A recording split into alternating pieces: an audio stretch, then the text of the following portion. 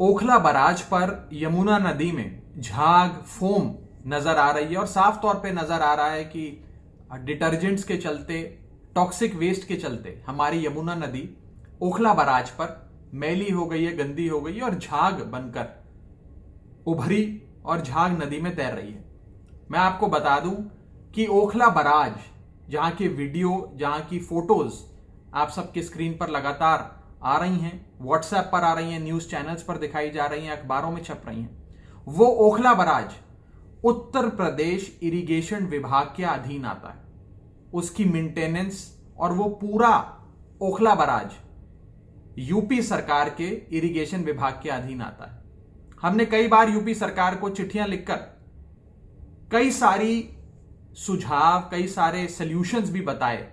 लेकिन आज भी हर साल की तरह वही झाग की तस्वीरें यमुना नदी में नजर आ रही हैं। ये झाग आती कैसे है, यह समझना बहुत जरूरी है। लगभग 155 MGD यानी कि million gallons of water per day Okhla barrage पर आकर मिलता है, जिसमें से 105 MGD हरियाणा सरकार की ओर से यमुना नदी में जो छोड़ी जाती है धारा, नजफगढ़ ड्रेन से निकलते हुए आता है, और लगभग 50 MGD उत्तर प्रदेश सरकार की ओर से गंगा नदी का पानी जो छोड़ा जाता है, जो शादरा ड्रेन की ओर से आता है, वो ओखला बराज तक पहुंचता है। और ओखला बराज में ये 105 और 50 यानी कि कुल मिलाकर 155 MGD में कई प्रकार के waste, industrial discharge, chemicals, detergents, foam, ये सारी चीजें आती हैं। और क्योंकि एक ऊंचाई से छोड़ा जाता है, तो जो अनट्रीटेड वेस्ट होता है, डिटर्जेंट होते हैं, केमिकल होते हैं, जो यूपी हरियाणा की ओर से आता है, वो एक हाइट से छोड़े जाने के चलते झाग के फॉर्म में निकल कर आ जाता है। सरल भाषा में कहूं तो उत्तर प्रदेश और हरियाणा सरकार की ओर से जो नदी की धारा दिल्ली की ओर छोड़ी जाती है, उस धारा के अंदर केमिकल्स, अनट्रीटेड वेस्ट, डिटर्जेंट्स जिससे झाग बनती है, वो पाए जाते हैं। हमने कई बार यूपी की सरकार को हाथ जोड़कर कहा, हरियाणा को कहा कि आप लोग ट्रीट कर वेस्ट वाटर को पूरी तरीके से ट्रीट कर उससे गंदगी हटाकर जो साफ धारा हो उसे नदी में छोड़े, नहीं तो नदी गंदी होगी।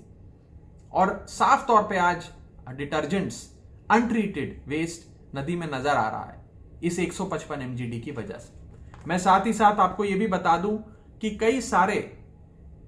Procedures, bioculture based foaming technology से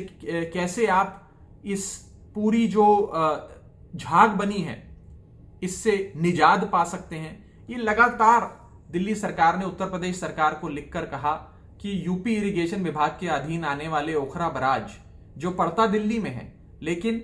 है उत्तर प्रदेश इरिगेशन विभाग के अधीन, आप कई प्रकार के बायोकल्चर मेथड्स अपनाकर इस झाग से छुटकारा पा सकते हैं, दिल्ली वालों को भी छुटकारा दिलवा सकते हैं। लेकिन अभी तक इस प्रकार का कोई समाधान नहीं नजर आया है। मुझे विश्वास है, उम्मीद है कि आने वाले समय में जरूर हरियाणा सरकार और उत्तर प्रदेश सरकार इसका संज्ञान लेकर यमुना नदी में जो उनका वेस्ट डिस्चार्ज है, कम से कम उससे तो छुटकारा दिलाए, ताकि यमुना नदी साफ होनी शुरू हो। दिल्ली सरकार कई कदम उठा रही है, STPs की टेक्नोलॉजी को बढ़ाने से लेकर यमुना नदी साफ करने के लिए इंटर सीवेज प्रोजेक्ट तक, लेकिन आज मैं मात्र उस ओखला बराज पे यमुना नदी की जो फोम, जिसका वीडियो और फोटोज आपको दिखाई जा रही हैं, उसके विषय में आपको बताना चाहता था कि ये जो फोम है इसका क्या कारण है, कि कैसे ये 155 MGD हरियाणा यूपी की ओर से जो आया उसमें अनट्रीटेड वेस्ट पाया गया, डिटर्जेंट पाए गए, और एक ऊंचाई से छोड़ने की वजह से उसमें झाग बनकर आ गई और वो झाग उभर गई, और वो झाग आज नजर आ रही है। और झाग एक गंदगी का, एक पल्यूटेंट का जीता जागता दृश्य हम सबकी आंखों के सामने है। मुझे उम्मीद है, मैं हरियाणा सरकार से, यूपी सरकार से अनुरोध करता हूं कि कृपया कर अनट्रीटेड वेस्ट को यमुना नदी में ना छोड़ें, डिटर्जेंट्स को यमुना नदी में ना छोड़ें, और ओखला बराज जो यूपी इरिगेशन विभाग के अधीन आता है उसमें बायोकल्चर मेथड्स का इस्तेमाल कर इन गंदे पदार्थों को, पल्यूटेंट्स को रिमूव करें, ऐसी मैं उम्मीद करता हूं, कामना करता हूं। इस विषय में कई चिट्ठियां हमने बीते कई सालों में हमारे दिल्ली जल बोर्ड के अधिकारियों ने यूपी सरकार को लिखी हैं, आज भी लिख रहे हैं, पहले भी लिखी थी, पिछले साल भी लिखी थी,